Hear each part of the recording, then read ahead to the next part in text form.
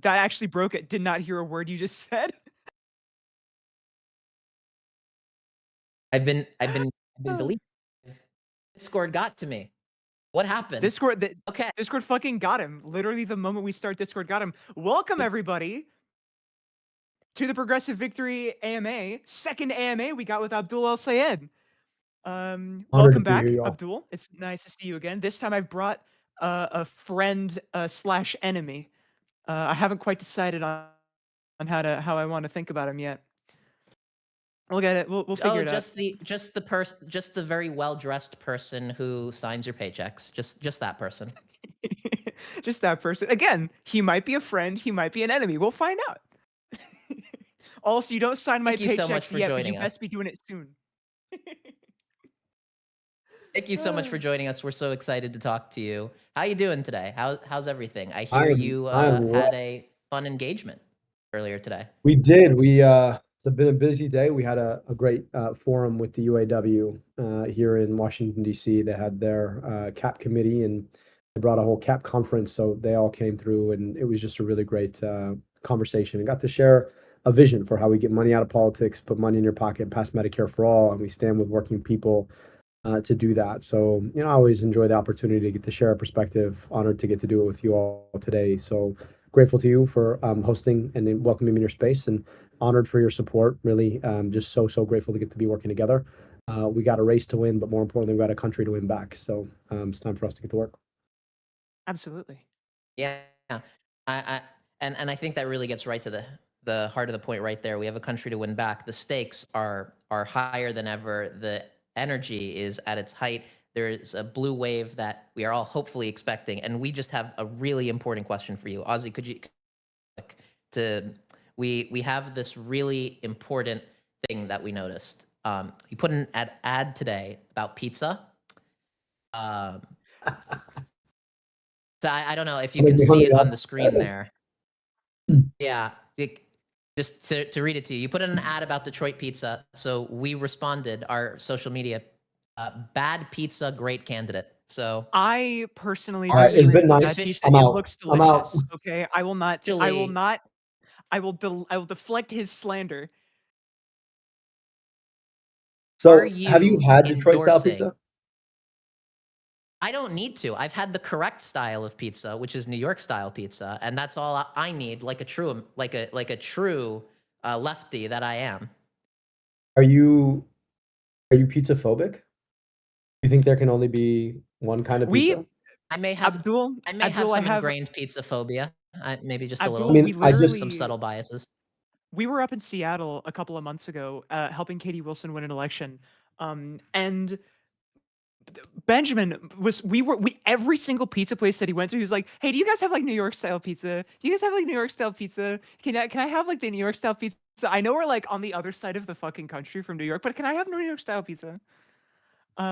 He said it exactly like that every single time. look, I And we're just just like, bro, you gotta engage with the local culture. The Seattle style pizza.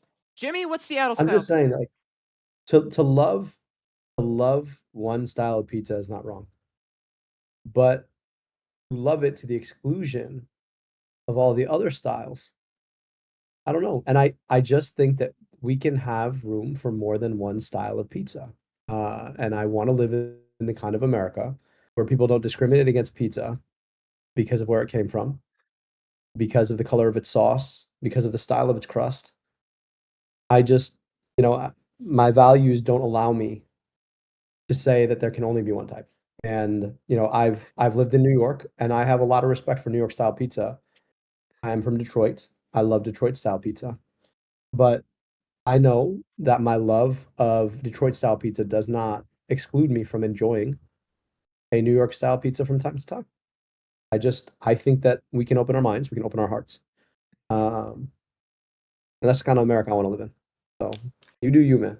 Better man than I. Better man than I. Because Discriminate by the truly, color of its sauce is so fucking funny. this is I've us never had too. Detroit style Truly. pizza. What is Detroit style pizza? Like, I All right. saw that it was a big Let me let square. Is me that common? let me clue you in. So back in the Okay, day, okay, okay. Yeah, yeah. um, they, people from all over the world came to work in the automotive industry. And part of that was folks from Southern Italy, right? Big Southern Italian community in Michigan. And they came to work in the factories. And so they have these casts, and they would use the casts, like machine casts, to make pizza. And so the way you do it is it's a thicker crust, but it's actually light and airy. So the guy that we feature, his name's Ali. His dough is like something special. But you bake it in the cast, so it's not really deep dish per se. It's not like Chicago style. Yeah. And you got a lot of oil in the bottom of the pan, so it kind of fries in the pan. You put cheese all the way to the edges, and the thing that's special about Detroit style pizza is the cheese on the edge starts to caramelize against the pan. And so you get this like really crispy, cheesy crust on the side, and then you actually put the sauce on top. And it really is about there's this so for folks who get into cooking, and I'm a scientist, so like I'm just going to get into this. There's this thing called the Maillard reaction, which is what Yeah. happens when you take sugars and fats and you cook them. And you get this like everything that you love about like caramelized onions or caramelized cheese or caramelized anything is the Maillard reaction. So what sings in a Detroit style pizza is that caramelized cheese like up and down the crust, and you have that with that like gooey fried crust. You got the sauce on the top. Is phenomenal. So I'm just saying, like, if you don't think about it like a pizza, right, and you just think about it as its own dish, that might be the gateway for you to start appreciating other kinds of pizza. There's hope for all of us, and I'm not one of those people who condemns people for their hatred. I would rather inspire you to the light. Thoth from Michigan in our chat is saying, "Brother, I'm hungry now," and I gotta agree. I mean, I am too, honestly. Part was like, listen, everybody take a break. Everybody go get pizza of your choice. We'll be Go back make in some pizza 15. really quick, like reconvene in Yeah. like an Quick hour. intermission. Yeah. Yeah. Well, you're not courting the Jon Stewart vote with that take. I can tell you that. Speaking of which, I have been told by the Draft Jon Stewart account that Yeah, they we know them. That's notice crazy that you that we know follow them. them, and they have a question. Who do you think would be the best candidate for the 2028 primary for president, and why is it Jon Stewart? Definitely would be the funniest president we ever had. Can we just, I mean, like, let's just put that there. I I mean, and he's professional funny man, so Intentionally funny. yeah. intentionally funny. And if we've basically assented to the idea that our politics has become entertainment, then I would rather have someone who's intentionally funny. Like I don't laugh at, I laugh with. So that's the argument for Jon Stewart. Now, I'm just trying to get through 2026 at this point. We could talk about 2028, like nearer to 2028. But I'm not hating the idea. Like let a thousand flowers bloom. Let a thousand flowers bloom. See what happens. Like it would actually be hilarious if Jon Stewart and Stephen Colbert ran. That'd be pretty good. I'm just saying, They like, run in different let a thousand parties. I mean, flowers bloom. gonna be fully honest, Stewart would fucking kick his ass. I don't know. Like you Gen never know what Zers, side they of don't Colbert respect you're the gonna old get. Steven. They don't remember the old Steven. I No, don't know no like old the Steven. I old only know Steven. new Stewart, and new Stewart's pretty good. You missed out on old Stewart. Old Stewart was like fire. Old Stewart was like fire, because like it was also of a time. It was like before our politics descended into like hot garbage, and his takedowns of George W. Bush, like things of beauty, of art, Legendary. I truly. haven't seen them. It Is was this like something the that I need Detroit to style of inform pizza. myself on? Yes. Yes, like pull up I've been old saying old it for Stewart clip. months. Yeah. Like it really is just it's pretty incredible. I'm sorry. While I was doing all of while all that was happening, I was studying the art of the blade, specifically Minecraft, because I was a child. Fair enough. Yeah, yeah. I am I consistently remind myself that I'm not young anymore by hanging out with young people. Like I'm 41. Okay, like I like to. It's funny because a lot of my staff is in their 20s, and like I have to remind them, I'm like I'm closer to your parents' age than I am to yours. Just remember this. The They're keeping fact you that I young. code young, I appreciate, right? But like Yeah. I am close. Like the culturally, I grew up more in a time consistent with your parents than with you. But like here's the thing about it.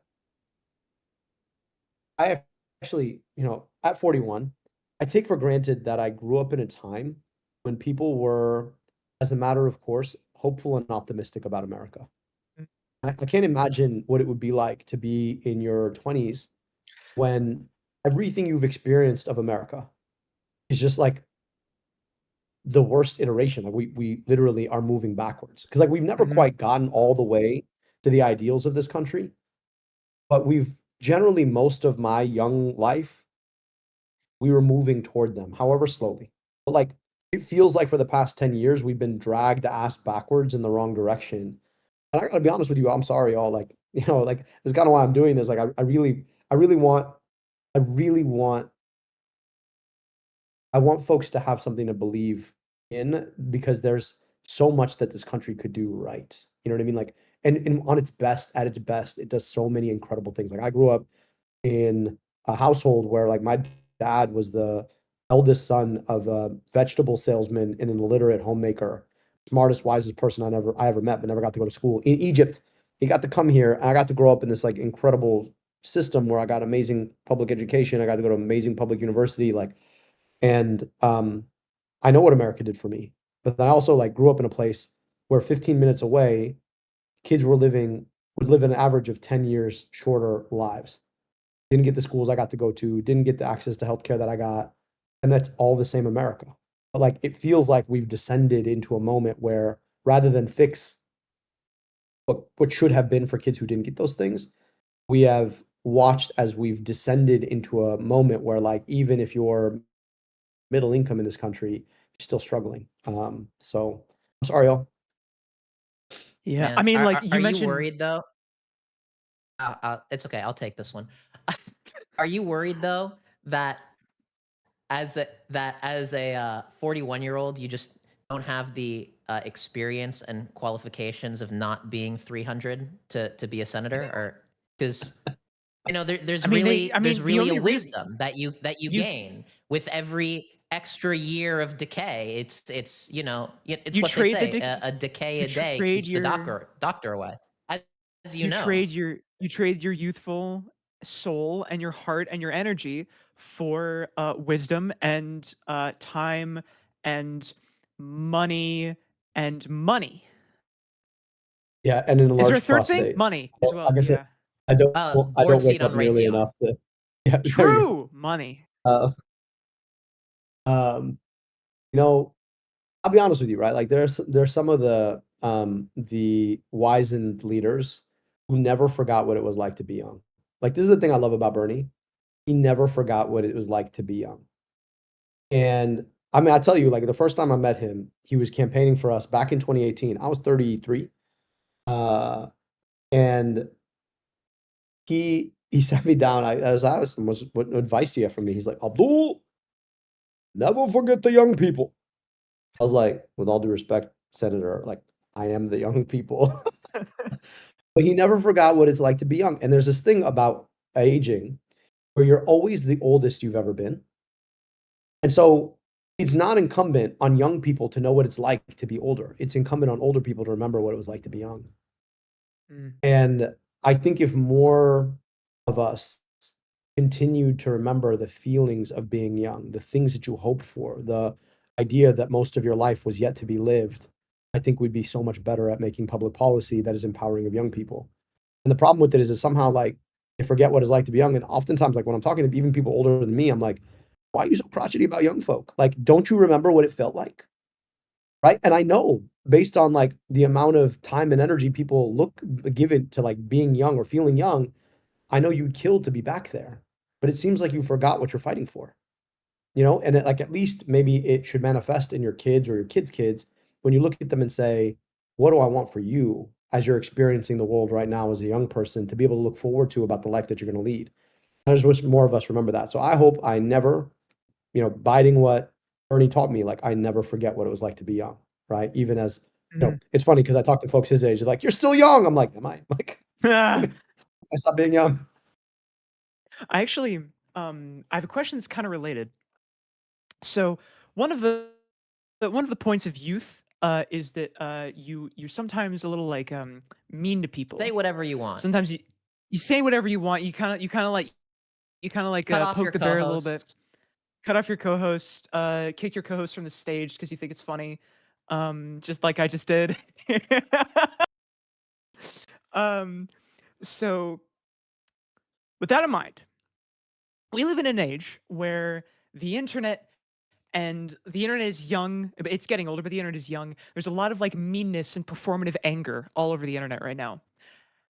With that in mind, trying to stay young, trying to keep in that vibe, who is the worst Republican that you can think of, and what is the meanest thing you can say about them right now? And make sure it's mean. It's got to be mean. Lindsey Graham. This all would have been easier if you just admitted you were gay a long time ago. Okay.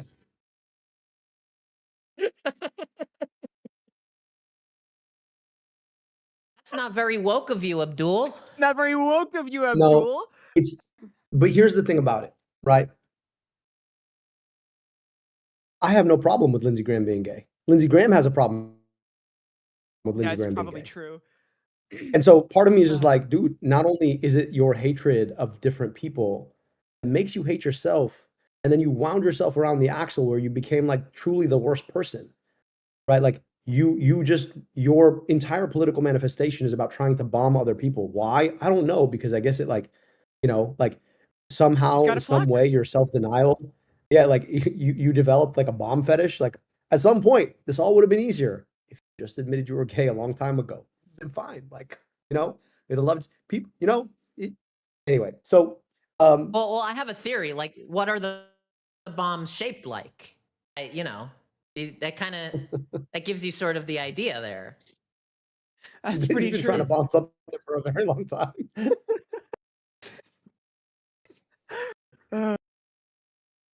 It's just a coincidence. I'm just asking questions. That's He not much of a rocket enjoyer myself, so I can't really comment on the situation. I got Abdul to laugh. He's Holy like- shit! He's like, I want the U.S. government to do what I cannot do. Anyway. True. all right. I'm gonna hit you with the big question. We talked a little bit about it before we started the AMA. I don't know if you noticed. We're on Discord. If you're watching Tragically. later, PV operates on Discord, and this week Discord did a thing, and the thing is pretty bad.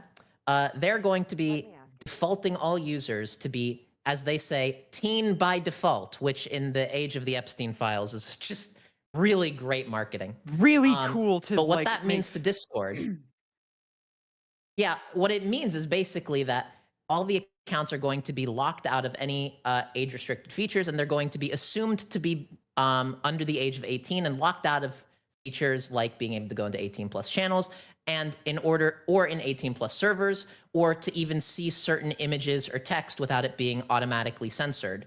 And the only way to prevent this is if you either upload a picture, a scan of your face, or if you upload your government ID to the platform.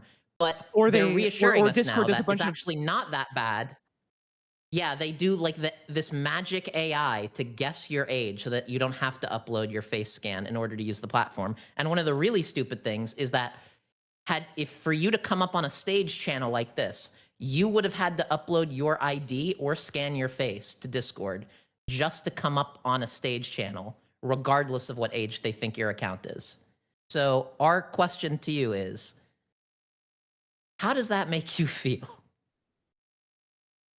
I'm frustrated because let's step back for a second. It is important to protect children from material online. That is an important thing we should do. The problem, though, is that we should have been serious about thinking about these problems a very long time ago without empowering big tech to glean more of our information as training data. Always had with the development of the internet is that there were not clear guardrails from the jump, and we allowed all of these platforms to exist in what is, in effect, a logical loophole where they always can use whatever regulation that you're talking about in a way to get yet more information from us. And I don't know if you guys have been following this conversation about the inshitification of the internet, but Oh, like Yeah, yes, this yeah. very much feels so. like Mhm. another piece of inshitification. So to me, there's two things. A, we should have gotten right about the incentives driving the creation of the internet from the jump around all of these sort of social media tools. And the parameter around how we did that should have been around protecting privacy and protecting us from the kind of surveillance capitalism that has guided the creation of the rest of the modern internet. And there's an analog here that we need to be thinking about, which is this isn't the last time we're going to deal with this problem, right? As we speak, AI is developing, these labs are developing AI that is doing things now that we didn't even think was possible 2 or 3 failed to actually manage the development of Web 2.0, like the social media driven web, that maybe we would be thinking about articulating and architecting rules of the road around AI based web. And instead, we're just falling into the same exact trap, right? So the idea that we're asking people to upload yet more information or enable, right, a big tech corporation to get more of your data to be able to verify that you're not a child is exactly the wrong way to do it, right? And if we were serious about protecting kids, we would have thought through how we architected a lot of this from the first place. And now everybody's trying to CYA, and now we're, in effect, it's going to fail, right? First of all, right? Second, it's going to fail, and a lot of people are going to have to give up more and more of their biometric data, and Yep. so it is deeply frustrating. Speaking of it already failing, by the Yeah. way, the Discord's worked with third party vendors in the past to do stuff, and those third party vendors leaked like 70,000 IDs, and Discord is using a third Government party to do IDs government IDs, particular. and Discord is going to be using a third party to handle this even more sensitive information. Like it's unbelievable. Yeah, I just find the whole thing really frustrating. Look, I have an 8-year-old, and thinking about her security on the internet is something my wife and I spend like an inordinate amount of time doing. Right? Like we don't post our kids' faces. Everybody's like, "Oh, that you should do these videos with your kids." I was like, "I'd love to, but I don't feel like I have the right to put their picture online, right, until they can give consent to do it." And I also know what the internet is. And I also worry about, the access to one of these things, right? And what that means in terms of all of the information that hits folks before they're ready to think through it. But these are design questions, right? They're design questions that public policymakers need to be engaged with. But when we just push this um, to the very self-interested uh, platforms, and we expect that they're not going to try and figure out how to either game it or get something out of it, then we're not learning the lesson of the internet. And we just Mhm. keep not learning the lesson of the internet. It's deeply frustrating. Yeah, it's really infuriating, especially because it's not just about Discord. Like Discord is just the one that can like where they can get away with it, where they can sort of like test this even more than they already have with like the porn bans in these 9 states where you Yep. have to upload your ID just to access some of these websites. Um, but Privacy it's not nightmare. just that; it's just God. this broader regime of corporate surveillance, corporate like gouging, and even just corporate censorship. I mean, even today, Track APAC was banned from Instagram for seemingly no reason. No reason. It's just Oh, that you can just do that. We can just shadow ban your accounts, and you say the wrong word in your tweet, and that tweet, no, there's no rule book, there's no nothing. It's just shadow. No, it doesn't go anywhere. No warning, and that's the thing. It's no like information. we should start governing a lot of these platforms as utilities, right? Yep. Because their entire Mhm. business model was predicated on, in effect, offering a network effect which increases the value of your participation based on how many people are captured by it. Like that's the principle on which utilities were regulated, because you're like, look, if you put all this effort into building all of the electricity lines, at some point, there's not a way really to opt out as an individual. And I'd argue that for a lot of these platforms, it's really quite similar, but that comes with certain costs. Like when you're going to become a virtual monopoly on the service that you provide, that should come with certain regulations. And we've just not done this, and it doesn't help. It gets back to one of my main issues, which is money in politics. Once these corporations get big enough and make enough money, our system is so porous to their money that they can just use their money to make sure that they get out of any real regulation in the first place. And so really, like every issue in the end kind of goes back to money in politics, right? Don't like the air you breathe, money in politics. Don't like the water you drink, money in politics. Don't like the fact that your healthcare premiums are too expensive, money in politics. Don't like the way that the internet is regulated or not regulated, money in politics. Don't like the fact that you don't really have a say in the matter, money in politics. Yeah, it's just so disheartening. And you know, the corporate capture of politicians has just made things worse and worse and worse and worse, especially in like the last decade, where I remember a clip of George Carlin on Bill Maher from like 2004 that circulates online, where like George Carlin is talking about like lobbyists and corporate bribery as like, and there are these Dems and a Republican on the panel who's like treating it as like a conspiracy theory, as the moon landing was fake. And then 10 years later, it's like, okay, well, it's just legal now. It's out in the open. And so much of that is just the inequality, and it increases. And it's all just a way to juice the stock valuation of these companies so their executives can get more and more and more profit. And Yeah, you see that with Discord again. We don't let the funny part. The funny part is that Discord doesn't. If you look at their privacy policy, not that we trust them, but they don't even, according to them, and because it's their privacy policy, I guess we just have to trust it. No way to know. They don't actually sell data, any user data, and maybe that's true. They And leak I it, though. actually tend to think that that is true. They definitely leak it. But if that's the case, then the move they're doing only makes sense under one lens, and it's that they're about to IPO on the stock market, and it's this new type of virtue signaling, market virtue signaling. You just want to do all the buzzwords, all the things to get all of the same hedge fund investors to be interested in your company by doing the same corporate gouging, the same aggressive anti-consumer practices that all of these investors associate with profits.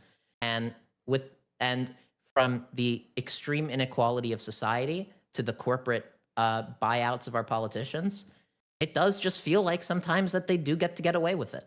And I don't know. It's a really hard problem to deal with. But the tough part about it is people still, like when you talk about this, people still talk about it like you're coming up with conspiracy theories. It's like, no, there's money being spent to influence public policy. And folks will be like, well, it doesn't influence my choice. I'm like, But it's been like that So forever, for like 1,000 years forever. I literally, like we were sitting on a panel today at the UAW, and one of my opponents takes a ton of corporate cash. And their argument was like, well, it doesn't influence my behavior. I was like, okay, but like, then why not just not take it? Like if it doesn't influence anything.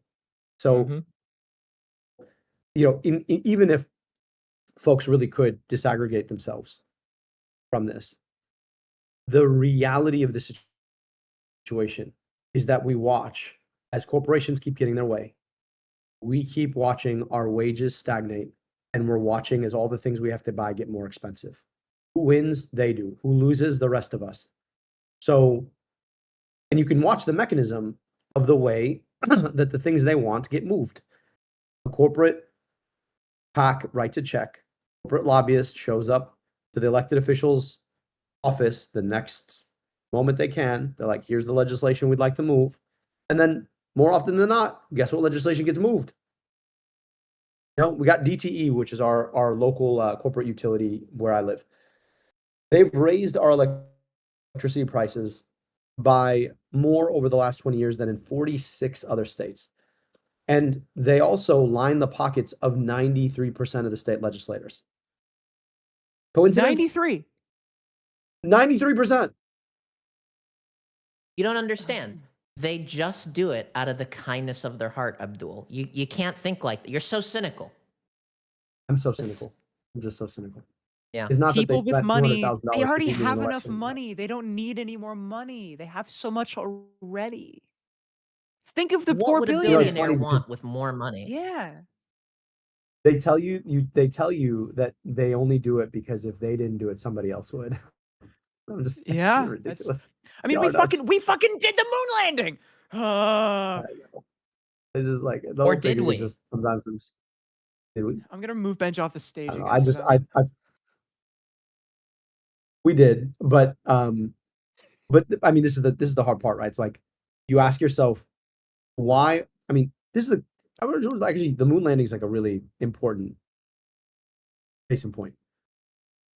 That was government that did that. Government went to the moon, right? Like, and I'm not gonna write off all the things that government did as like great in that time, but government went to the moon.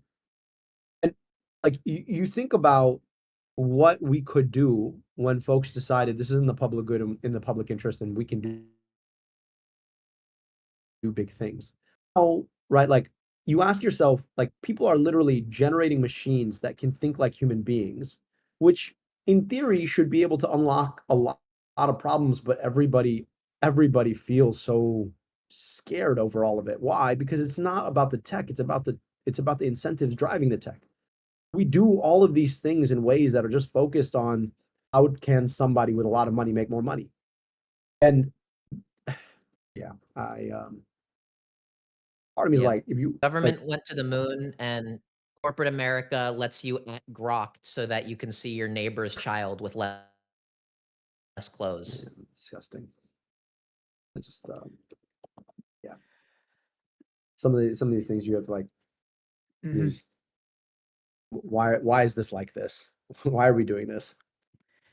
Speaking of why is this like this, we're moving into the actual like audience AMA portion of the interview now. And I got a couple of questions. This first one, gonna hit you with a bit of a softball, bit of an easy one. The message. Oh, there it is. This comes from Squid, who is from California. Looks cool I from I have a California. question. As senator, if presented a hearing on the Epstein files, will you push questions on the intelligence connections present in the files as it relates to Mossad and Ehud Barak?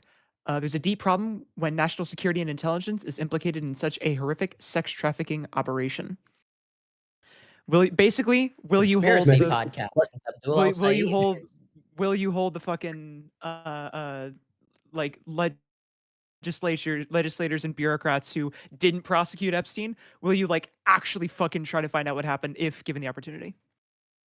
I mean, it's a pretty crazy thing. Like QAnon was out here telling us there was a pedophile ring, and there was a full on pedophile who kind of had connections to like all the richest, most powerful people in the world, and they were all QAnon people. And everyone was kind of like, so it's funny, but part of me is like, where are the QAnon people now? Like, why are y'all not so mad about this? Anyway, I want to understand what happened. Like, I want to understand who this person was. I want to understand how he died. I understand like the circumstances leading up to his death. I want to understand how he got all this money. I want to understand how he got a whole island. I want to understand how he had all these relationships with people. These are all open questions. And like, I think we need to just follow the evidence where it is. Clearly, a lot of the richest, most powerful people in the world don't want us to know about him, right? There's a reason that none of this came to light until now.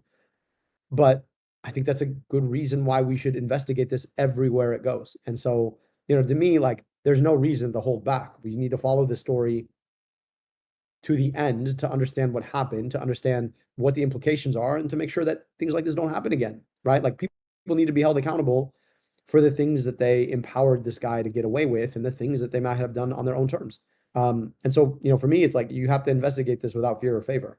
And it feels like as this is happening, there are just so many blind spots that people seem to be okay with. And I'm just not okay with them. I think we need to take this all the way to understand what happened so we can protect people from this kind of thing happening to them in the future. Absolutely. Yeah, Q was the crimes you committed along the way. Yes. All right, I got another question. What a wild This is time. yeah. I got another question Yeah. from Stone Sylph. I'm sorry, I butchered your name. They're from New York. I have a question.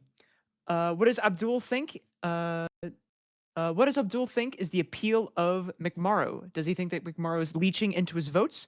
And what is he trying to do to appeal to progressives and dark woke people who are currently leaning towards McMorrow? So I try to focus a lot more about like what we're about. And we all ran for office in 2018. When I ran last time, I was the only one who didn't take corporate money, right? While DTE, that utility, Blue Cross Blue Shield, the local virtual monopoly, 70% of the market share in health insurance, while they were spending upwards of $500,000 collectively against me, they were giving to the campaigns of the others. I'm the only person running on Medicare for all. I'm the only person running believing that we need to abolish ICE because that should be obvious. Those things are not a coincidence, right? And so, my point is just I've been up and down my state, and I want folks to understand why I'm doing this. I went to medical school to learn how to heal people. Then you get curious about why people get sick. And you start to realize that this sits downstream of a politics that is corrupted by corporations who spend huge amounts of money to shape our public policy in ways that leave us sicker, poorer, and angrier. And I want to fix that. And anybody who's played the game where they take the same money from those corporations, well, at the end of the day, ask yourself what you're an agent of doing. So I'm just more focused on what we're about. And I think that as people watch this race, when they ask themselves what kind of vision they want leading our state and leading in our country, I think at the end of the day, if you are really focused on government of the people, by the people, and for the people, I make the best case. If you're focused on people who want to take on the biggest problems we face, to guarantee you healthcare, to make sure that corporations can't continue to raise your prices and suppress your wages, I'm the best opportunity to do that, and I just don't pull my punches. So, that's the focus that we're going to have, and that's the direction we're going to continue to drive our race.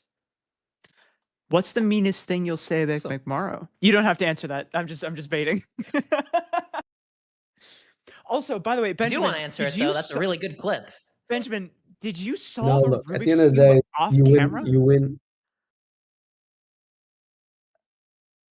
Maybe a little. Okay, no, it's not It's solved. almost Okay, solved. never Almost mind. solved. Never mind.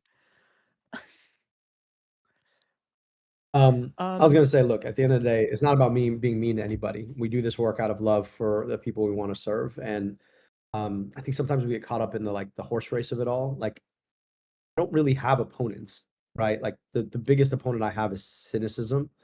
It's fear, right? Like at the end of the day, everybody's vying for one seat, and I get that like that the way that we think about our politics is like you're all opponents of each other. Like I have no opposition for them as people, right? Like they're good people trying to serve, and I got a lot of respect for that. So to me, it's like rather than focus on the horse race of it all, the question to me is we got 10 million people in our state whose lives could be a lot better. The one of us who will have the privilege of serving better have built the kind of connection with those people where you can they're comfortable bringing the vulnerability of their pain to you, and that you are willing to turn that into purpose, and that you're going to take that pain and do everything you can in this in this moment to try and address it. And that's really the challenge here. And so I think the more we try to get out of that mindset of opponents, and the more we get in the mindset of this is about service and you want to be the best servant, I think the better off we get. Sounds good. Our next question is from Gabby, who is a dues-paying member, meaning that they have the opportunity to come up on stage. Gabby, would you like to come on up? Yeah, and they are a native. They're a native Your state. Michigander. Gabby from Michigan. I was muted. Welcome. My question Hello. is really simple. So, a good marketing campaign always communicates one key takeaway. What is the key takeaway we should take from your campaign? Give me Abdul El Said in 1 sentence. Elevator pitch. Yeah, elevator, Elevator pitch. 1 pitch. sentence. I really just want you to have healthcare. Like, if nothing else, I just really, really want you to have healthcare. Love me, hate me, indifferent. I want you to have healthcare. And, you know, if I can leave one lasting legacy in American politics, I just think everybody would be better off if we had more healthcare. We'd be happier, we'd be safer, we'd be more healthy. The money that we spend on this thing because corporations try and nickel and dime us out of our money when we get sick. Think about what else we could be doing with that money. So, you know, up and down the state, I'm talking about money out of politics, money in your pocket, Medicare for all. But if you take one thing away, I just really want people to have healthcare in this country. Really, really, really want them to have healthcare. The doctor wants healthcare. Sounds Awesome. good. Thank you so much for answering my it's question. Shocker. It'd be Gavin? wild if I'm a doctor and I want you to have less healthcare. Yeah. Ah, evil Abdul. You know, you said that, and all I heard was "the doctor is in" from StarCraft 2, Gabby. That's like, I don't know why. That's all I heard. Shush. Da, da, da, da, da. Where was it? I had it a moment ago. Oh, there it is. The next question is from Sir Frost, who is the West Virginia state lead, but not a dues paying member. Is that real? Sir Frost, you got to get on that. You're a friggin' board member, man. Also, our first community elected board member of Progressive Yeah. Victory. Just quick shout out there. Yeah. Nothing like some social pressure to give us money. Abdul, what's your favorite part of a cardboard box?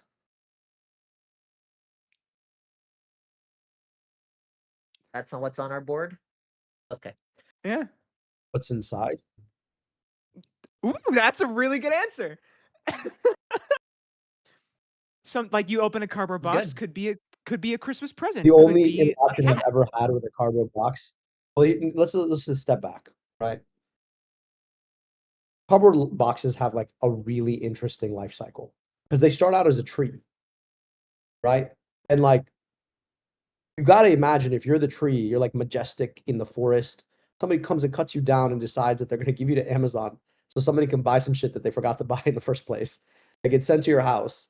But then there is this one moment when somebody gives you a look because they've opened you and the thing that they needed is inside, right? But then, like, there's all kinds of other things that can happen. You either get recycled and turned into another cardboard box or some other piece of cardboard, or you end up being used for like the weirdest stuff. Like, in the worst outcome is that you end up being one of those cardboard boxes that somebody decides to store something in the basement. Like, I don't know about you, but Worst I thing think that can every happen to a box? basement has. I feel like if you're just neglected in a basement to store shit, nobody's ever going to look at it again. That sucks. true, That's like a that's true. The terrible box could have been outcome. in the Epstein files. Like, it could be a little worse. I mean, you don't know what that box was up to in that basement. The billionaire box. Nope, I'm not gonna make that joke. story. I'm not gonna make the joke. I The was about top to make. 1% box. So We all thought I of don't that know. joke, Like, Jenny. I just No, I was think thinking of something at worse. the end of the Don't day, worry the about best thing about a box. I will also tell you this. I like the smell of the box. Weird take, but like the smell of cardboard. Usually, the time you smell cardboard is when it's the outcome of one of those boxes that was sitting in the basement that actually stores something you actually care about, and then you realize you got to find it. And like we have like family heirlooms in cardboard boxes in my house, and then you go and open them, but you smell it as soon as you open it. Obviously, my favorite is the thing inside, but then there's the smell, and it's the smell of nostalgia. You know what I mean? So if the question is about essentially That's a about the campaign box, slogan. then it's the smell, right? But if it's about like the more existential question of the box, it's definitely what's inside. Sorry, I wanted to answer the question like in a dignified way. So forgive me my exegesis. I mean, that was a 2-for-1 special. You got a you answered That your was good, favorite yeah. part of the No, cardboard the box mark of a and good like your second favorite politician. part. Yeah. Yeah, mark of a good politician is taking the answer, is making a good answer out of an insane question. So It's a good question. I will tell you, no one has ever asked that's me because that you're a on the good trail. politician. Yeah. I mean, we got some other funky stuff coming up later. So I'm just do not you imagining on the worry. campaign trail, somebody's like, "How are you going to fix my healthcare? Also, what's your favorite part of a cardboard What's your box?" favorite box? Well, that's the Um, PV special right there. We can get you with the wonky Yeah. questions next if you want. yeah. Actually, I'm about to bring this back home. Okay. Have you ever noticed that when you get a pizza and there's like a peak time for pizza, it's actually not right when it comes out of the oven because you burn your mouth. But when you get a pizza and it's in that box, that's the moment. The first thing you smell when you're smelling the pizza is actually the cardboard from the pizza. Have you ever noticed that? Think about like when you're opening up a box of pizza, the first thing you smell, because what happens is like the pizza's hot, is like What basically kind of cooking the pizza do cardboard they under serve down there in Are Detroit? What they is act? what Are is you? Detroit style. So is the Detroit? So you said it. You talked a whole about like caramelized cheese earlier. Is are they putting cardboard there? Are they making? Is All right, Detroit move What on, pizza next is tasting question. vaping cardboard? measures? Abdul, you can't be doing this to me. I was No, looking I'm forward telling to you, look, trying this. you're gonna no, you're gonna remember what I said the next time you get a pizza, and the first I'm thing you cursed. smell is the I'm cursed. cardboard, He's and then cursed you me. smell the pizza. I'm Trying just to saying, cursed ruin me. I'm gonna live pizza rent for free in your all of head your next time you have constituents. pizza. That's what you're trying to do. Is that what the game is here? I'm just observing. I'm just Next observing. time Benjamin and I are like in a room and we get pizza, like in April when we go to the DNC, we're gonna get a pizza, and then I will text you, Abdul, Take a personally, picture of the if pizza we and tag think you, of yeah. cardboard before we eat it, or if we're just also pizza hungry that we just go nuts for pizza. Listen, I just try to be a good observer of the world, whether it's like Lindsey Graham or the smell of pizza cardboard boxes. So you should get call it how you see it. You know what I mean? I mean, I won't fault you there. All right, our next question comes from Navia, California, California State Lead and West Coalition Lead. If you wanna jump on up. I believe Navia asked you a question last time, and they got another one for you. No, actually, no, that was not true. Navia Yeah. was the person that I cut off last time. Ah, I cut Now off Navia, this you. is real You justice. are This were is owed real hashtag justice. justice for Navia last time you were here. Hi. I was So I also get only the Bay Area lead at the time. Now I'm West Coast lead. now you're West Coast lead. Do You've you guys? Is it okay if I grown. turn Look off how my you've camera? Or would you grown. like me to keep it off? Yeah. Would you If like you me wanna to keep turn my on your camera camera, off, I or can I think we turn it can on? make that work. Up to you. Absolutely. Hello. Hi, Good Navia. to see you. Finally see my face. This is true justice for Navia. I've got my Shoika for Congress pin on. But I have one big question, but I also have a little tiny question I want to ask right now. Did you watch the halftime show, Super Bowl halftime show? I did. Question thief. Did you enjoy it? Thief. I did. I mean, Bad Bunny was not to enjoy. I was like, there's so many little Easter eggs, and also the idea that Bad Bunny Seriously. lays Easter eggs. True. Oh my God. Oh my Are you a fan God. of Bad Bunny? Huge. I've been a fan of his music for a minute. Huge fan. What? That's awesome. What's your favorite song by him? What's the one that goes VIP VIP? Oh, Titi me pregunto. Thank Titi you. me That's my pregunto. favorite. Yeah. That's actually my favorite song too. That's awesome. Okay. All right, Navi, I'm you're so getting happy to greedy. hear that. Oh my You're getting God, greedy we have the here. favorite song. I'm so sorry. I'm sorry. I'll ask my real question very quickly. Hey, this is justice. Anyways, Also, hi. Navi, is your- I asked a turn your similar camera question, off but this and is on sort of again, more because it's not truncated working. and more specific. Sure.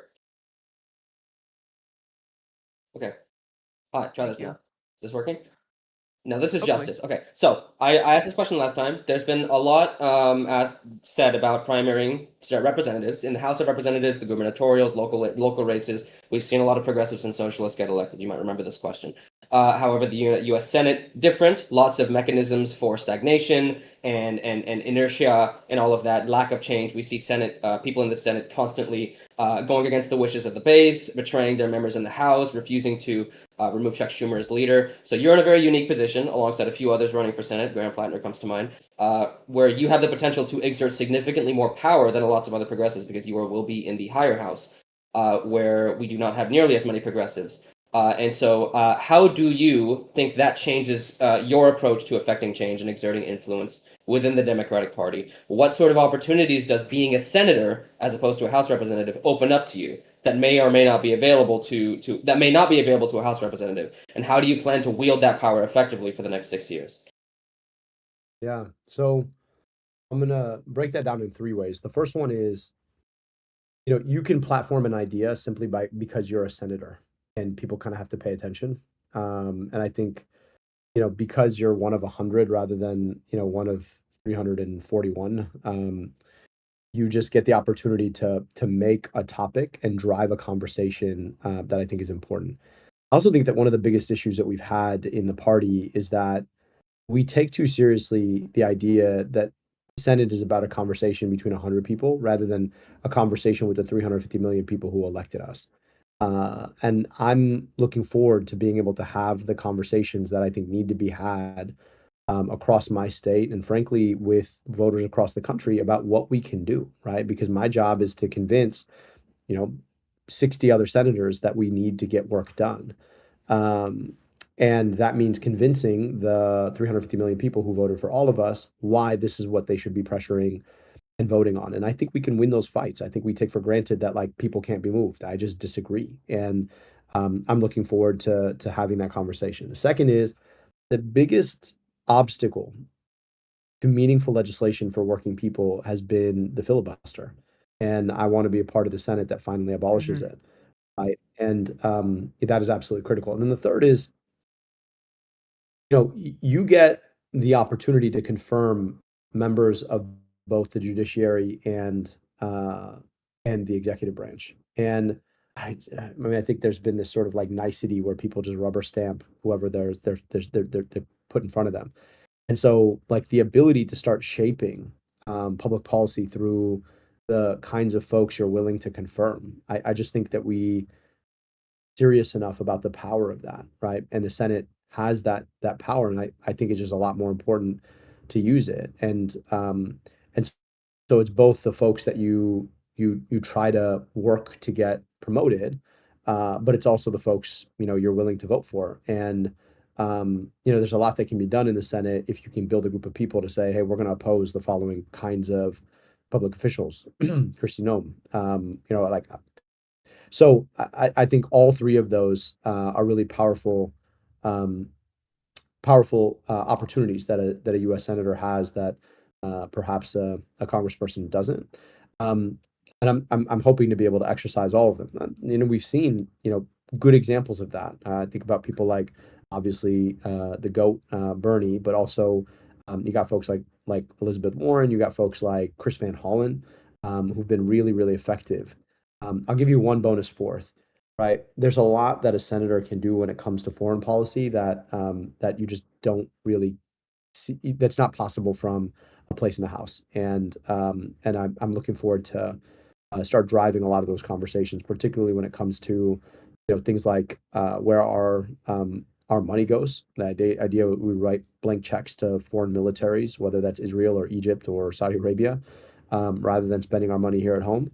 And pandemic preparedness, which of course is one that I think a lot about as an epidemiologist and public health director. Like the fact that we're not party to the WHO is a really, really dangerous thing. And we're not involved in sharing information. We are not involved in trying to tackle outbreaks elsewhere in the world. And we should probably know by now that, if you don't tackle an outbreak somewhere else in the world, it's only a matter of time until it comes to your part of the world. And so that foreign policy role that a senator gets, I think, is a really important opportunity to start moving power for working people. Thank you so much. That was awesome. I really appreciate it. And I'm glad you're a fan of Bad Bunny. This was definitely justice. Thank you so much, Jenny. Hey, I appreciate you. Bye, Navia. Back to the pit. All right. All right. Kind of in that same vein. Oh, Jenny, you got something? No, you wanted to take the next one. You go for it. Okay. Kind of in that same vein, we have Oh wait, Franken, a sorry. dues-paying member. I did have a thing. My apologies. I'm interrupting you again. Fuck you. We have we've been going for an hour. Would you like to go for another 30 minutes or so, or if you got some place to be, Yeah, we don't want to hold you. no, I got some time. All right. Let's try to go for another 30 minutes then. We got a lot of questions that people have asked, and we'll get to them. We'll get to them. All right, Benjamin, go. You can go now. All right, Franken, you're a dues-paying member. Raise your hand and you can come ask your very related question. Hello. Oh, Frankenstein. Oh, me. okay. Ozzy, you mislabeled that one. Indeed, that is. I assumed that it was just short for my name. Hi, also not a News Ping member, but I Hey. am a Michigan native, also the Midwest Hey. Coalition co-lead. Hi, Mira. My question was, and I posted it a while ago, so I forgot exactly the way I worded it. But as a senator, you're going to have a lot of opportunities to interrogate the shit out of a lot of people. And especially after, which is very much on a lot of people's mind, especially after hearing the kind of disastrous Pam Bondi hearings recently. Is there any particular interrogation that you're looking forward to or hoping to get the opportunity to ask questions of, and what question would you ask? I'm gonna eat RFK Jr. Can he eat it? What's Really. wait, what like I'm gonna consume his soul and spit out his bones. Oh my god. Like, what is the cuisine like in Michigan? I just don't. Like, what's going on, guys? Well, now I have to ask. RFK Jr. is Danny Bones in chat makes a very astute observation. You would get a parasite, as that is what is controlling his brain. Oh, true. You can't. All right, it's not hygienic. You can't do it. You gotta. No, like I mean, I guess, Non-hygienic hypothetical. if no, you that guy cook it for long definitely enough, like it'll die in an Oh, oven, well, right? Like, there's no shot that lives. I think I chose the wrong figurative verb. So I'm RFK Jr. for sure. Why? The man is absolutely decimating our entire public health system, and he's doing it on the most bullshit premise. And the thing about it is that like he's one of these people who weaponizes big words in dangerous ways to just sow mis and disinformation. Like if I had the opportunity, I would have been like, Mr. Secretary, you say that you want to protect people from the preservatives and the added chemicals in vaccines, but you've not done anything about the chemical that we find in every single vaccine that is deadly. That's dihydrogen oxide. You've done nothing about the dihydrogen Poison! crisis. Poison! The fact that you haven't I'll done drink anything all about the it. poison right now. This kills thousands of people every single year, and that you're allowing people to inject it in our blood. So if you're serious, you need to take on dihydrogen oxide. You know what he would have done? He would fall for it. Yeah, it's like He would have totally fallen for it. So, For sometimes you those just in got to chat show who people. don't know, dihydrogen monoxide is water. You can use dihydrogen big words monoxide. to just- Aren't you an engineer, Jenny? Well done on that one. Engineers know chemistry. I know a little chemistry. Apparently I took not. M1. Wait, Benjamin. Just Dihydrogen parse that. monoxide is Dihydrogen. Okay, I'm No, stupid. Never dihydrogen mind. monoxide is definitely water. You can't Never mind. You could also just say dihydrogen Hey, I oxide. studied physics. What Now can we're I gonna say? get super nerdy Chemistry's here. Can we not vote my kick thing. Benjamin right now? No, you're both right. You're all right. You can both say dihydrogen oxide or dihydrogen monoxide. So you say monoxide because there's one oxygen, but you could also say oxide simply because the implication is that in any sort of chemical reaction between these two, hydrogen loses one electron, and oxygen is going to have two excess. So it's just, you can say either way. You're both right. I'm just trying to make peace here. Okay, I'm trying to make peace. After coming in hot with that like eating RFK Jr. situation, which you all realized is deeply unhygienic because he literally goes swimming in Schitt's Creek. Like, That's how we got the brain parasite. it might have been either that or eating like roadkill meat. That's another great way. Oh God. Thank you very much for your answer. That Abdul, was incredible. Thank you. I forgot you were up here, Frankenstein. I'm sorry. I was just gonna fucking blow past you. Fair enough. Banish me back to the This man depths. is talking about eating the secretary. Back to the depths with you, Midwestern Coalition lead. Abdul, If I go to the pharmacy tomorrow, what vaccine should I get? I'll do it. Whatever you tell me to get, I'll get. He's the What have you doctor. gotten? Like, are we starting out with 0 vaccines here? I mean, Are we generally caught up on what? I'm a relatively well vaccinated individual. Just is there a Good. All right. vaccine for fun? So I would check out. I would just make sure that you're up to date on Hep B. I would make sure Okay. that I would make sure that you are up to date on tetanus, and then I know I'm up to date on tetanus. COVID flu. COVID flu. Flu? All right. And then, you should also just. I assume you're in your 20s, Penny. I'm in my 20s. I'm 24. Okay, so if you were closer to my age, I'd say you probably haven't been vaccinated for um, for the virus that causes cervical cancer and a number of other cancers. We didn't get that virus when I was a kid, so if you hadn't gotten that, for sure. But flu and COVID are like the annual ones that you should definitely get. Fortunately, I can't get cervical cancer, but I will get it. I will get the vaccine just in case I Well, transmit it to anybody else. it also causes oral anal cancer as well, right? That's true. So That's true. Yeah. All right, Benjamin, you want to take a question now? I'm just there's just so many jokes I can't say right now that is just flying through my head that I will immediately get nuked by Sam if I say. He's trying his best not to get HR to fucking hit him with a hammer. Annie, what do you want to do? Right, you're a Deuce Peg member. You have a question. You can come up. The vaccine, the cervical cancer vaccine, that's the HPV vaccine, being told from chat. HPV. Yep. Danny Bones. Correct. Sorry, I was eating here. My apologies. Mr. El Said, I would not recommend anything related to RFK Jr. Mr. El Said, like you, I'm 40 years old. I'm a former EMT. I currently work as a pharmacy technician, so medicine is near and dear to my heart. One of the issues I think is underreported in our country regarding our current healthcare system is a shortage of nurses and doctors.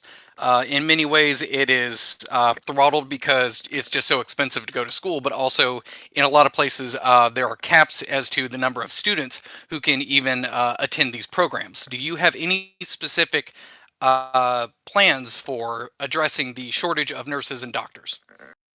Yeah, I personally think that we should be heavily subsidizing education for. Frankly, I believe in debt-free and tuition-free higher education generally, which to me should include graduate school because we need more nurses and doctors. So that is number one. And let's just be clear, like too often the decisions about where to specialize for graduates in medical school has more to do with paying off debt than it has to do with the social good or even the love of a particular kind of medicine. And I think that's just wrong. And it ends up in a situation where we're asking a lot more folks are specializing than otherwise might if they didn't have to worry about medical education. So to me, I just think that we need to be subsidizing that if we want to invest in it rather than asking people who cannot necessarily take loans to take huge amounts of loans and then have to pay them off for the rest of their lives because they wanted to do a job where they were treating people who are sick. So I really appreciate the question. Thank you, sir. All right. Thank you very much, Danny Bones. I'm putting you back where the audience is, back where they all are. Broderick, you got questions about surveillance. You want to come up about it?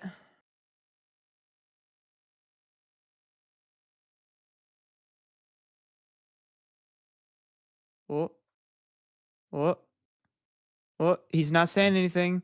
He's not saying anything. Broderick, I'll give you once. Oh, there he is. Oh, hello, everyone. Hello, Abdul. Hey, Broderick.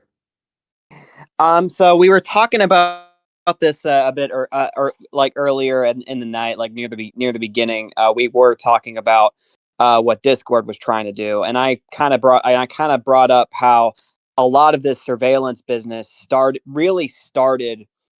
with the Patriot Act, which was a response to 9/11, and it kind of just snowballed from there.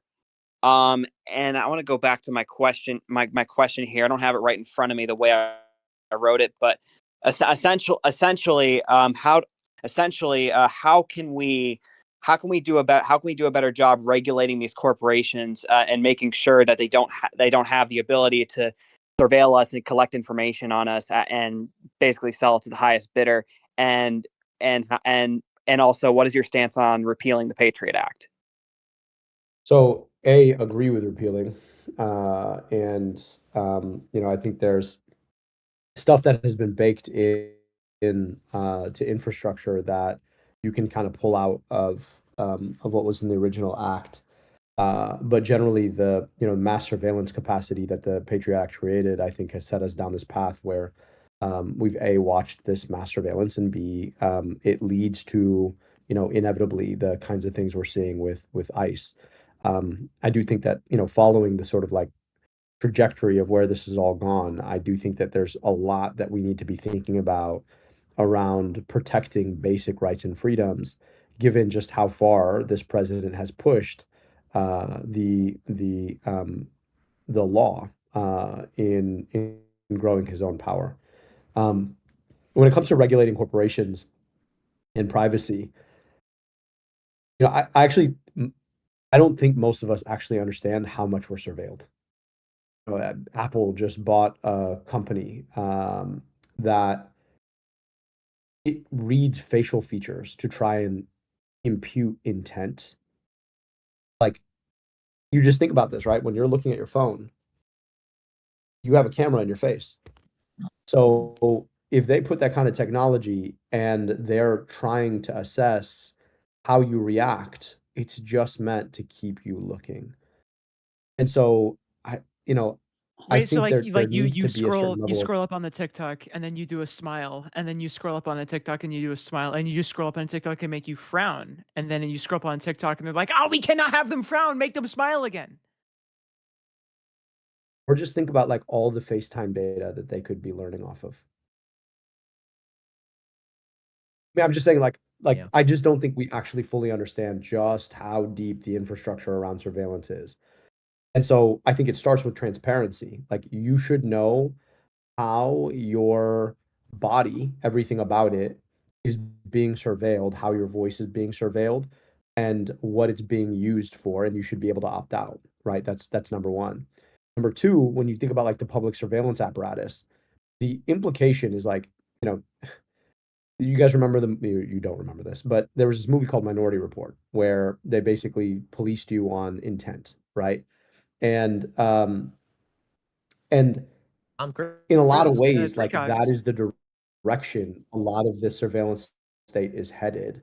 And I think the idea of innocent until proven guilty is a real thing that's based in the law, and we need to operate accordingly. And so a lot of the infrastructure that we've allowed to just keep building out, because most of the time we don't pay attention to it, I do think that there needs to be an assessment and there need to be open questions asked about like how many cameras do we think should be proliferating and why, right? And what is the value of this?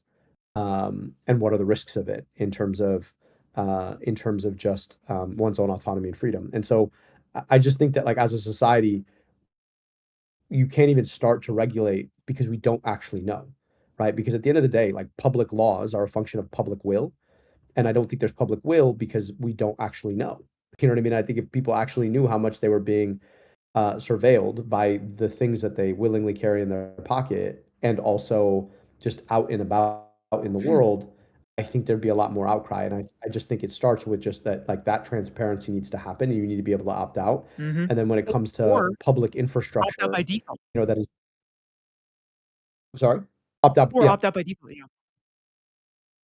that's exactly it. It's like you need to be told how this is going to be. And like, here's the other thing: terms and conditions need to be like there should be a minimum, like a maximum amount of language, and like if you're not writing this in clear language that an average person can understand, then it is seen as null and void, right? But like they're giving you a whole contract every time you like open a a new app, right? That you're just like, all right, like, and who actually reads the terms and conditions? Why? Because it's like you literally It's spend 3 1,000 hours years of your long. life trying to like parse out the legalese.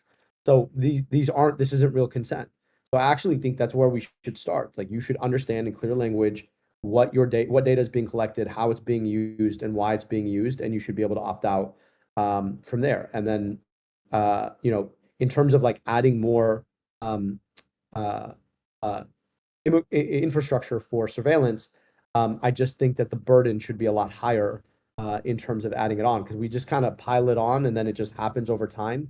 And soon enough, you've got this whole surveillance state that you're not even paying attention to. And we know the ends it can go to. I mean, you just go to China and you look at the way that their surveillance state has been operating for a very long time. I don't think any of us want to live under that.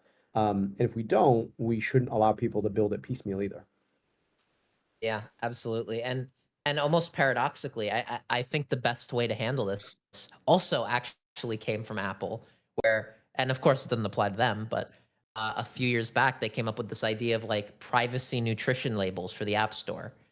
And I just thought that was really cool. Even cooler if it wasn't done by a company and it was like mandated by the government and, not exempt to whoever owns the platform. But I think that would be just like such a Everybody great else, way to just not start. themselves. Yep.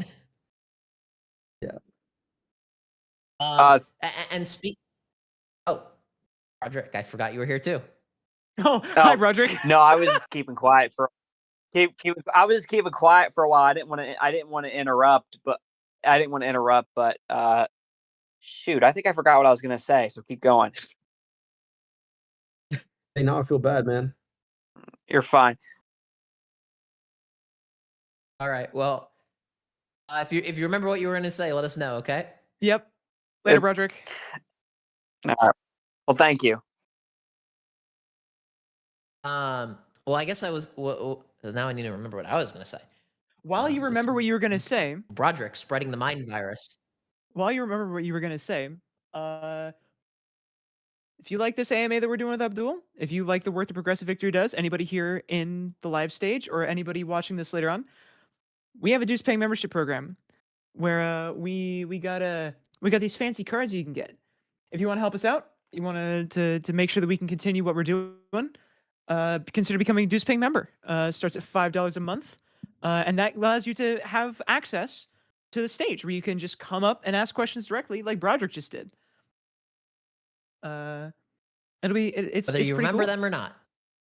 Whether you remember them or not. RGD, I promise you are not. I was taking advantage of the break. We are not over. We are not done.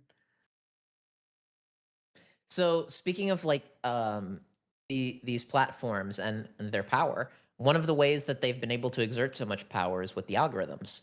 And there are certain individuals who have been able to understand these algorithms and either intentionally or unintentionally benefit from them, really just like intelligently, or they just happen to have really good content. And one of those people is actually someone you know. He goes by the name of Hassan Piker. You actually had him in one of your, in one of your ads, which I thought was just truly brilliant because it just makes it, you just get an entire audience of people that you can just make yourself aware to, and there's truly a lot of power in that content creator space. And I just wanted to ask, what motivated that work? Because it's an entire world that candidates don't really talk to that much, and seeing that is just really meaningful, especially to us. Mm-hmm. Yeah, when we were early in the campaign, we reached out and he invited us on the stream, so we did a stream.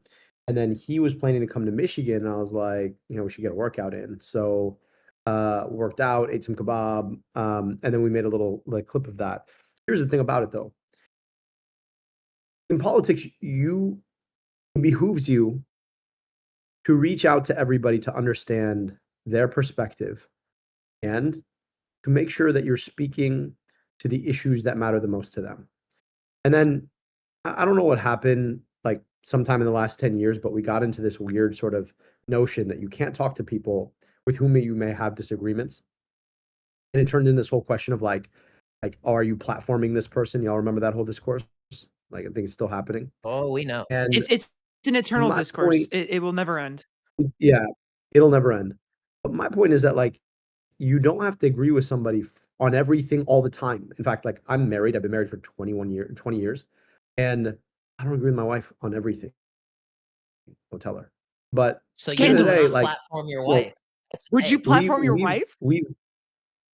I mean, this is my whole point, right? Is that like if you get into that business of being like, well, you might have said something that isn't politically correct, or that somebody whose vote you may want may disagree with, and you can't possibly have a conversation.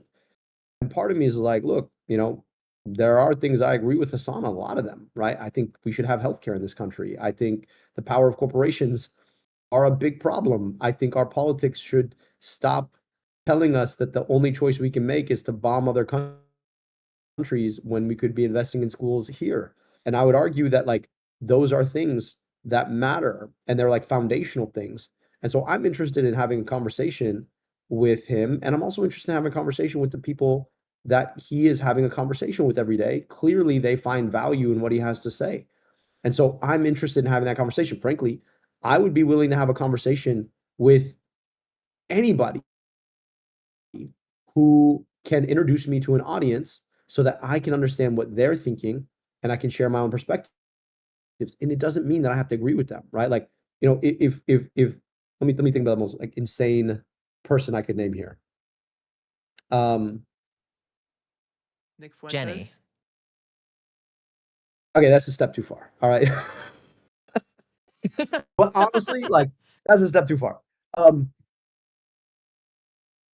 If Tucker Carlson was like, "Hey, do you want to come on the show?"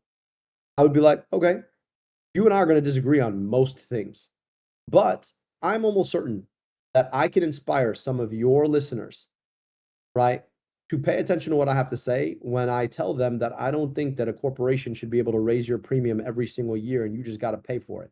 You know who eats first out of your paycheck? First, the government eats, and then their health insurer eats. The idea that the health insurer eats before you do is some bullshit. You know what? I bet you 90% of people who listen to Tucker Carlson, who may hate and despise me simply because of where my family comes from and how I pray, would probably be like, "Damn, that brown dude's got a point." So, I hate like, the part of me government. is I just hate like, the insurance. Grr. but I'm looking forward to having a conversation with everybody, and I'm not going to miss on the opportunity to have that discussion. So, Hassan and I, like, we struck up a good relationship. He enjoys working out. I enjoy working out. We both like to eat meat, right? Just maybe not RFK Jr.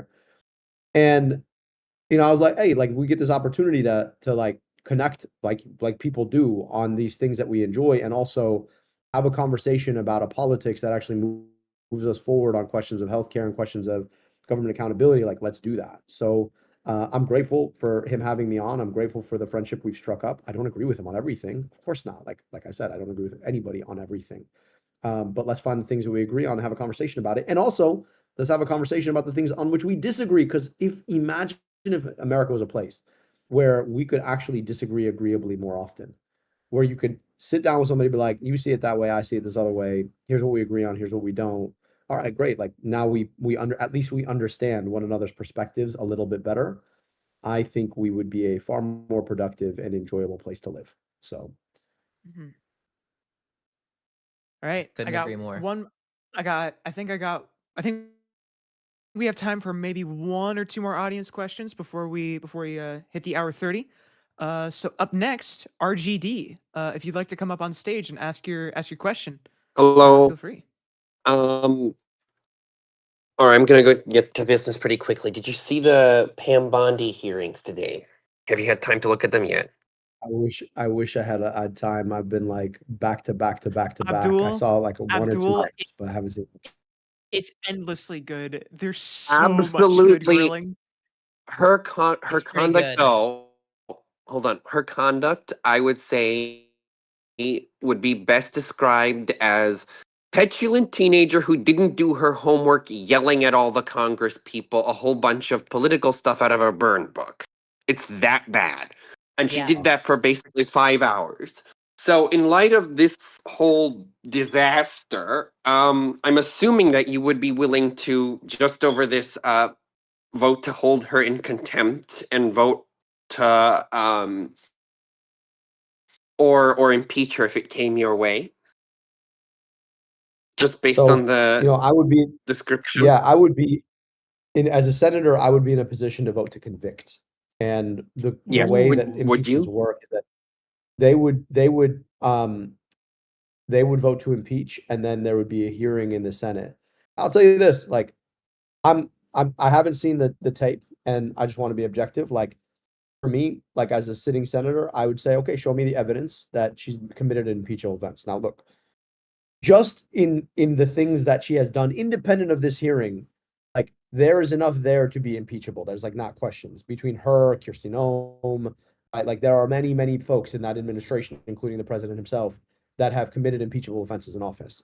But as an objective juror, I just want to say, like, show me the evidence. I've seen much of it for myself, but like I want to sit through this hearing and understand for myself, and then go from there. So I'll tell you this: if I was running Okay. for House, I'd vote to impeach.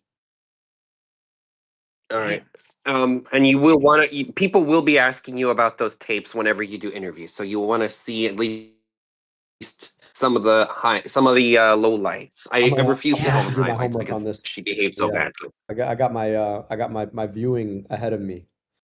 All right. Yeah. Thank you, RGD, for the question. You should I banish you. You should, Banish you. watch. You should film yourself reacting to some of the clips and make good content. You could give Hassan a run for his money.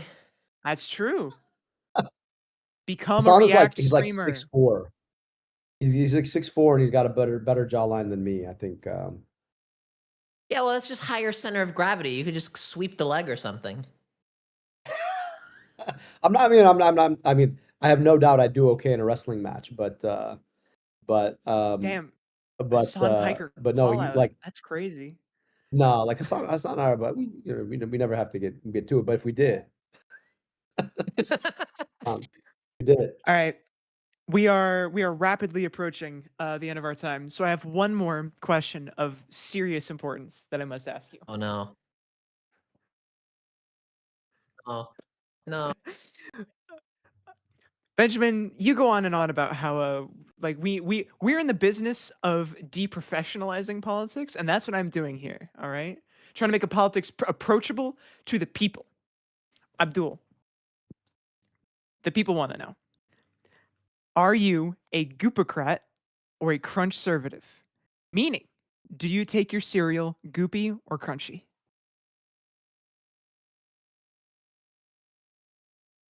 Goopy.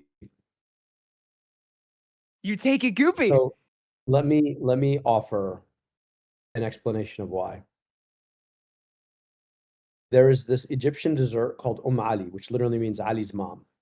I don't know why it's called this, but it's basically like phyllo dough bread pudding, and it's like goopy, but it's served warm. And somewhere, somehow, I realized that I could make like a very like low key version of this by taking honey bunches of oats with almonds and then putting in the microwave like with milk for 30 seconds. And it basically tastes like Ali. So like I in my house as a joke call it Abu Ali, which is Ali's dad. And so I'll make it, and nobody in my family agrees with me on this, but it does it for me, so I'm cool with it. Now, if that's not goopy cereal, I don't know what is, because I've literally like cooked cereal. But I enjoy it. It gives me feels, reminds me of my grandma. So, I gotta tell you how I see it. Apologies for my reaction. You're the second candidate who I've talked to who microwaves your cereal. You should have you tried it? I did. We're literally in like the There's next a couple of clip. days gonna be releasing a video of And me Alelia doing it. Mejia made a bet with Jenny on whether or not if she would win that she would have to do it. So Jenny has a video of her tasting it coming out soon. Hold on. I have Okay, the so GIF. Post the do you GIF in care to chat. share? Okay. I mean, the video go up. My reaction. People will have to see. They'll see when it comes out in the next couple of days. Ozzy, you got to get on that. I know it's Naldo. I'm just gonna give it. I'm Alright. just gonna give you shit for it, Ozzy. All right, we're over time. I'm gonna ask one last question, just because we. I have the missed, video pulled up, by the way. If you want, You if have it you want to pulled see up? the It's video, fine. I No, have no, the no, no. serial We have clip one pulled last. up. We have one last Michigander who I want to make sure that we get to, because we missed them earlier. Floor, please invite yourself up. You can close us out with the last question. Hello. Wait. Hello. I'm Floor. I've recently been doing certified nurse aid classes, and I've been learning a lot. Just listening to my teachers and stuff, and they've been talking a lot about how places like nursing homes and like other facilities are like chronically understaffed. And I was wondering if I don't think that like universal healthcare is going to fix problems like that. So are there any other problems that you don't think that would be solved by universal healthcare that we need to all put new attention on? So there's a lot of the problems in our healthcare system that Medicare for All would solve, right? Not just the fact that we would cover everybody and the fact that everybody would be an equal citizen in the system, meaning everybody's got guaranteed access. Because even in our system right now, you got Medicare, which is the federally government operated program for seniors and people with certain disabilities, and then Medicaid, which is state operated for lower income people. Like the reimbursement across those is so different that you're not really an equal citizen under the healthcare system. But Medicare for All would make everybody insured to the level where everybody's body would command the same level of reimbursement. But there's also the fact that it creates what's called a monopsony, meaning one buyer of healthcare, which would buy healthcare on behalf of everybody, which means that it would be able to discipline down the exorbitant costs and rising costs of the healthcare system. But to your point, there are a lot of issues underlying our healthcare system that exist as a function of the rot of the system that we have right now. And part of that is understaffing, because too often the reimbursements and the way that the system is functioning is that you have usually profit motivated companies providing a service with the goal of trying to reduce their overall overhead. So they operate a lot of these services in an understaffed kind of way. In the context of this campaign, I've already walked 4 pickets. 3 of them were with nurses unions. Why? Because as hospitals start buying each other up, what they're doing is they're using their power, right, across a particular market to either decrease wages or to increase the workload on any given nurse. And so in their contracts, they're basically saying, look, if you want another job, go somewhere else. The problem is when There's nowhere else to a go. few systems control all the hospitals, there's nowhere else to Yep. go. Exactly. So one of the there's- other things that we're going to need to do is go ahead. I was going to add, I actually have one of the direct stories I got from my teachers was one of that. They're a nurse, which is why they're teaching the certified nurse aid class. And they were working in a nursing home where they had 25 patients assigned to them, and they had like 3 nurse aides, and they could only spend like 6 minutes on a person, which wasn't enough to get like a full check-in to make sure that they were like okay and there weren't any like deteriorating conditions or anything. So there was no reasonable way that they could provide the care that was needed with the time that they had. And that's exactly the problem that you see across the board. And so we've got to be able to mandate lower workloads for staff in hospitals because it's a patient safety issue. And then we've also got to break up big healthcare corporations that have been buying each other up in these mergers and acquisitions that benefit their bottom line and tend to hurt us. So Medicare for All solves a lot of those problems, but there's additional work that we need to do to make sure that you've got safe staffing or safe workloads, and that you're breaking up these gigantic conglomerates in healthcare that are monopolizing our system. All right. I Thank you also very liked much for what the you said question, Floor. about. I was just gonna say, I also really liked what you talked about when it came to the education thing, because there's a lot of people that are in my classes that are changing the class that they're taking just so they can get one with better pay, so they can reasonably pay off their student loans. It's real, and it's a problem because I see all these people that are like they want to be like a general practitioner and want to like do whole body medicine, but they're specializing into fields that they don't necessarily care about because they need the money. Yeah. No. The system is so broken, and I appreciate you being willing to jump in. So I appreciate your question. Thank you Yeah. very much, Floor. The one part of the one part of the system that's not broken is, we might have a nurses shortage, but we definitely don't have a shortage of like medical TV shows.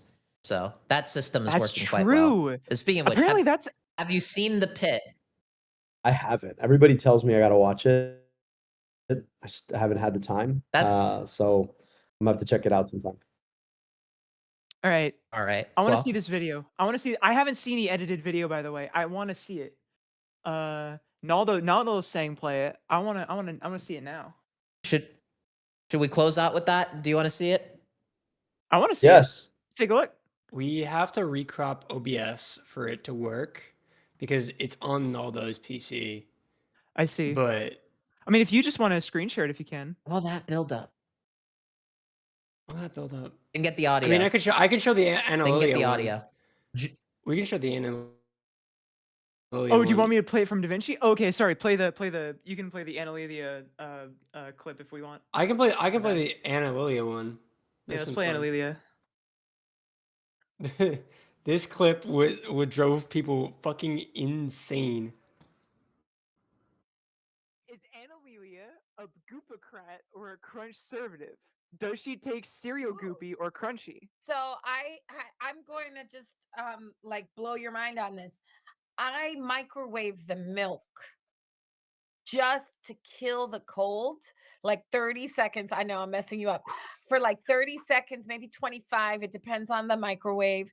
And then I put the cereal because I kind of like the like lukewarm milk with the crunchy cereal. I have to admit, no one has ever asked me this. And I don't think anyone, aside from my husband, who I've been with for 25 years, does anyone know that I do that?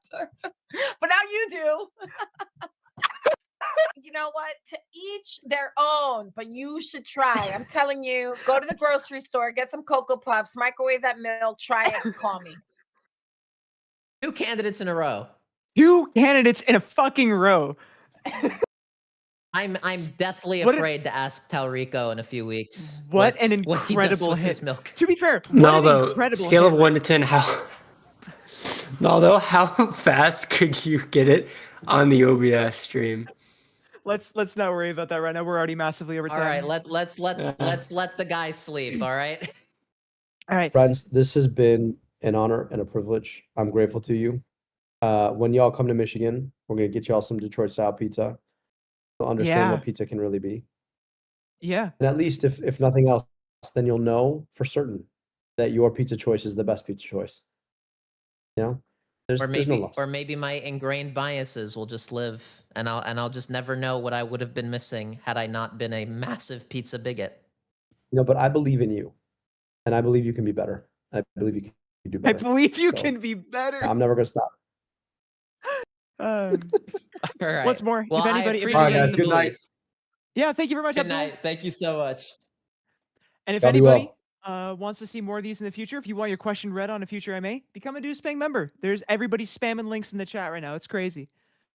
It's a nice card. Like look how like it's hard to. It's like $5 a month.